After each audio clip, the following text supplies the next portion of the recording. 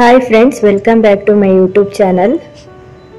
ಎಲ್ಲರೂ ಹೇಗಿದ್ದೀರಾ, ಚೆನ್ನಾಗಿದ್ದೀರಾ ಅಂತ ತಿಳ್ಕೊಳ್ತಾ ಇವತ್ತಿನ ವಿಡಿಯೋನ ಸ್ಟಾರ್ಟ್ ಮಾಡೋಣ. ಇವತ್ತು ನಾನು ಕೆಮ್ಮು ಶೀತ ಕಫಕ್ಕೆ ಸಿಂಪಲ್ ಆಗಿ ಮನೆಯಲ್ಲೇ ನಾವು ಒಂದು ಮೆಡಿಷನ್ ಮಾಡ್ಕೊಳ್ಬಹುದು. ಅದೇನು ಅಂತ ಹೇಳ್ತಾ ಇದ್ದೀನಿ. ಇದಕ್ಕೆ ಬೇಕಾಗಿರುವಂತದ್ದು 3 ವಸ್ತುಗಳು.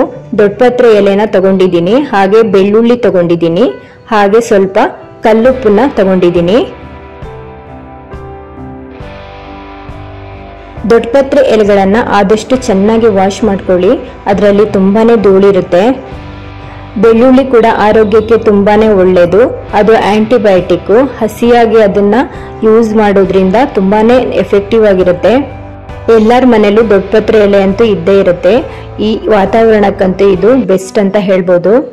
ಈ ಎಲೆನ ಮಕ್ಕಳಿಗೆಲ್ಲ ನಾವು ಯೂಸ್ ಮಾಡ್ತೀವಲ್ವ ಜಾಸ್ತಿ. ಮಕ್ಕಳಿಗೆ ಏನಾದ್ರು ಶೀತ ಕೆಮ್ಮು ಕಫ ಏನಾದರೂ ಇದ್ರೆ ಈ ಎಲೆನ ಬಿಸಿ ಮಾಡಿಬಿಟ್ಟು ಈ ರಸವನ್ನ ಹಿಂಡ್ಬಿಟ್ಟು ಜೇನುತುಪ್ಪ ಹಾಕಿ ಕುಡಿಸ್ತೀವಿ. ದೊಡ್ಡವರು ಕೂಡ ಈ ಎಲೆನ ಯೂಸ್ ಮಾಡ್ಬೋದು, ತುಂಬಾನೇ ಹೆಲ್ಪ್ ಆಗುತ್ತೆ. ಸಿಂಪಲ್ ಆಗಿ ನಾವು ಹೇಗೆ ತಗೊಳ್ಬೋದು ಅನ್ನೋದನ್ನ ತೋರಿಸ್ತಾ ಇದ್ದೀನಿ. ಬೆಳಗ್ಗೆ ಖಾಲಿ ಹೊಟ್ಟೆನಲ್ಲಿ 1 ಅಥವಾ 2 ಎಲೆನ ನೀಟಾಗಿ ವಾಶ್ ಮಾಡಿಕೊಂಡು ಅದಕ್ಕೆ 1 ಬೆಳ್ಳುಳ್ಳಿ ಹೆಸರನ್ನ ತಗೊಂಡಿದ್ದೀನಿ. ಸಿಪ್ಪೆನ ಬಿಡಿಸ್ಕೊಳ್ಬೇಕು.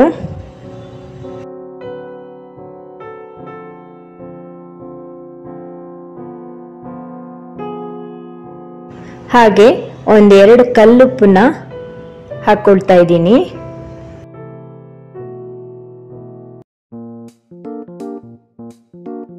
ಬೆಳಗ್ಗೆ ಖಾಲಿ ಹೊಟ್ಟೆನಲ್ಲಿ ಇವು 3 ಚೆನ್ನಾಗಿ ಅಗದ್ಬಿಟ್ಟು ಇದರ ರಸನ ನುಂಗಬೇಕು.